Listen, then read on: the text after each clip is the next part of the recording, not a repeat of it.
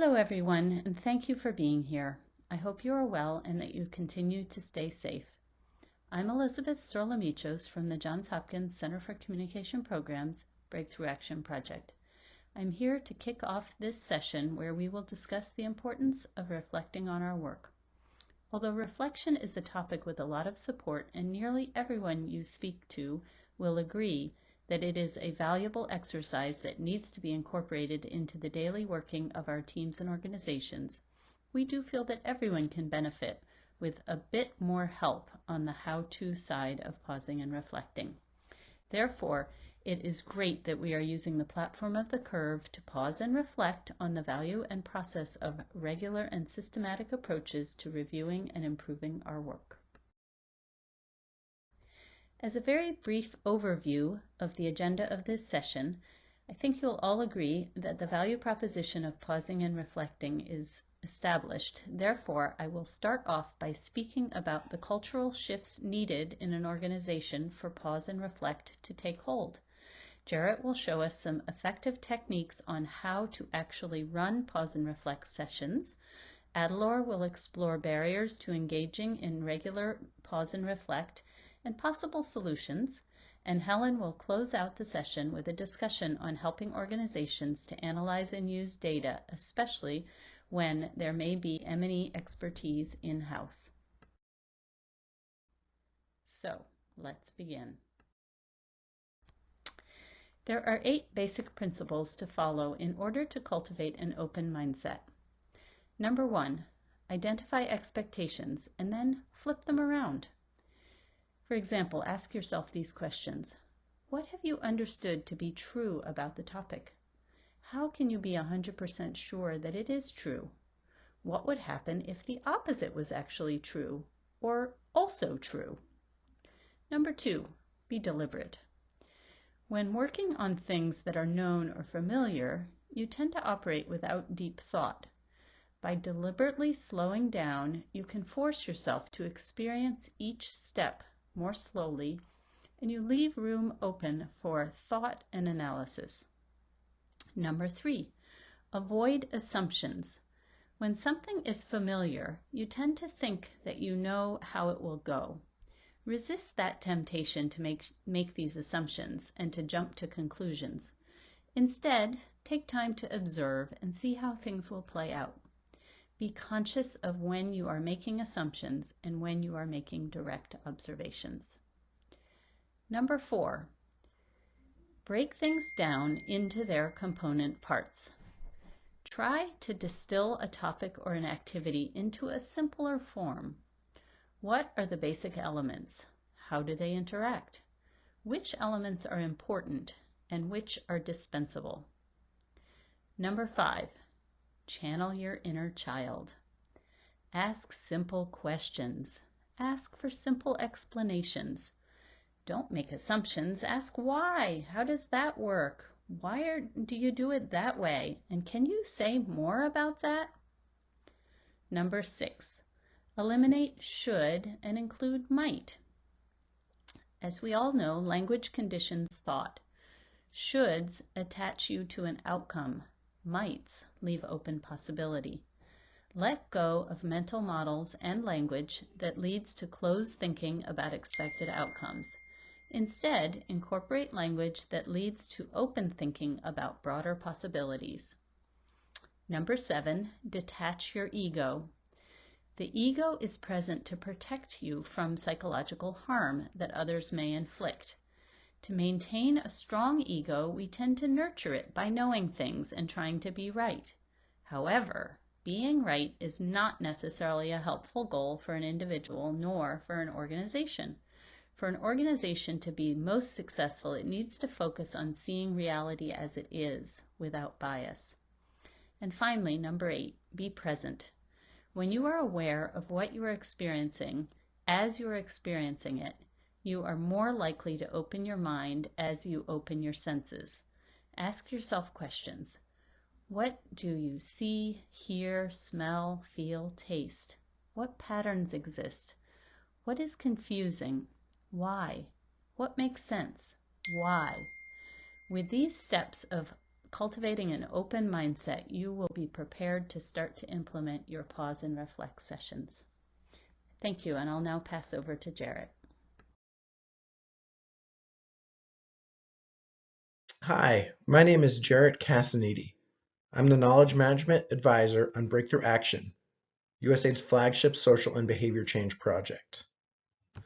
About a year and a half ago, Elizabeth and I started monthly pause and reflect days for our project's roughly 300 staff. I'll convey what we've learned about the implementation process through 3 steps. Start by pausing, move to general reflection, then develop specific reflection prompts. Intentional pauses may seem backward to implementers and project managers. These are folks who always have more to get done than time allows. They may view pausing as something just for researchers and strategy-focused staff. So we recommend that leadership explain to everyone that taking a pause is supported at the highest levels. Consider explaining the benefit of pausing as described by our previous presenters. Then set aside a specific time that works for everyone. For large teams like ours, we recommend using a recurring date so that meetings and conversations can be scheduled at other times. Encourage staff to suspend all non-essential emails, chats, and calls. Early on in the implementation of our pause and reflect days, we heard from colleagues that having a designated and sanctioned time ensured they could engage in reflection. Initially, staff used the time to catch up on non-urgent but vitally important issues, such as finishing writing assignments, completing compliance courses, and deep reading best done alongside contemplation. We learned that staff quickly embraced pausing when it was not just another to-do on their list.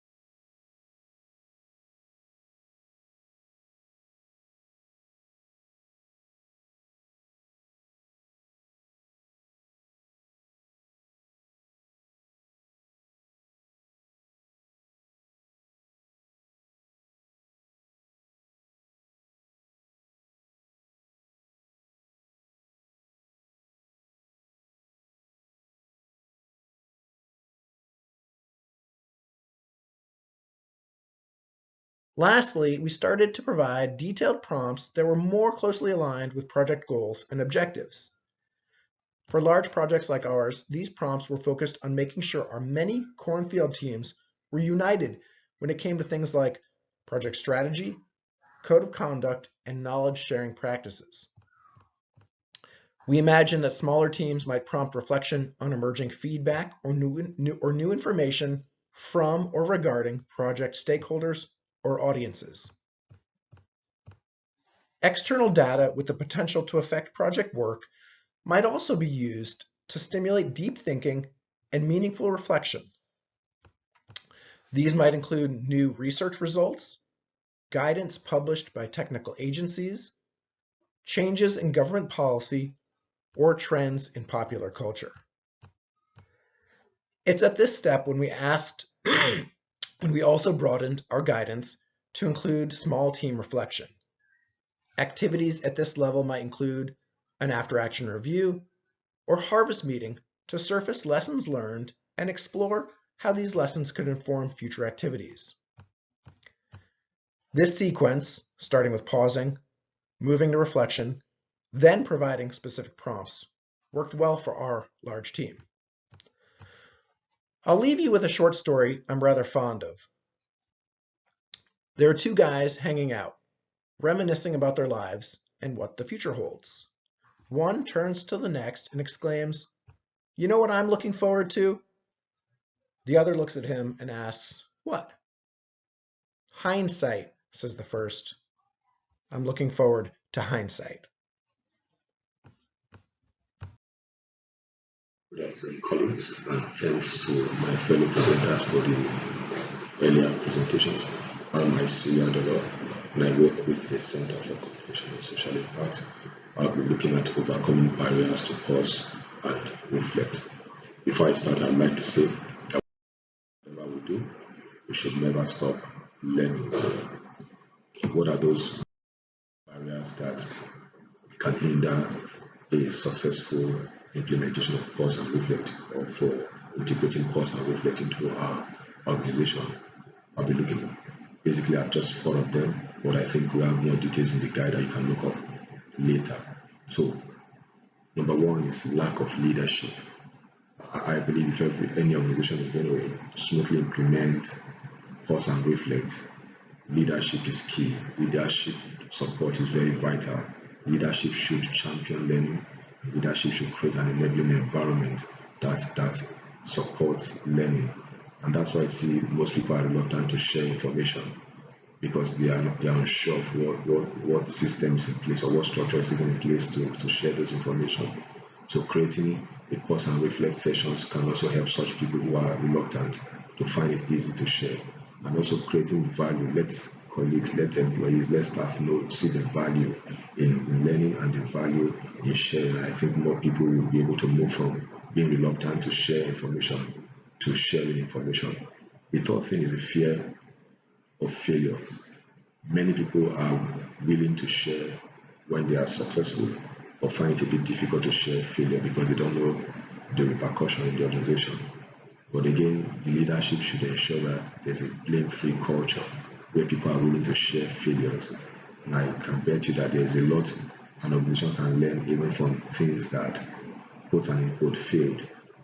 So you can learn from failure as well as from success, really. And then lastly, organizations should make it a priority. Pause and reflect shouldn't just be something you want to just tick and let go. But there's a lot of lessons, a lot of things that the organization can learn from implementing pause and reflect. And this should be habitual, it should be a practice. Many times we run activities back to back without pausing to check what we have done and seeing what we can learn from there. And I think one simple way to ensure this is a priority and a habit is to set aside the time. Let it be on schedule. So for example, you can decide to do every month, every quarter, or per major activity or so. Just having a schedule helps you to make it a habit.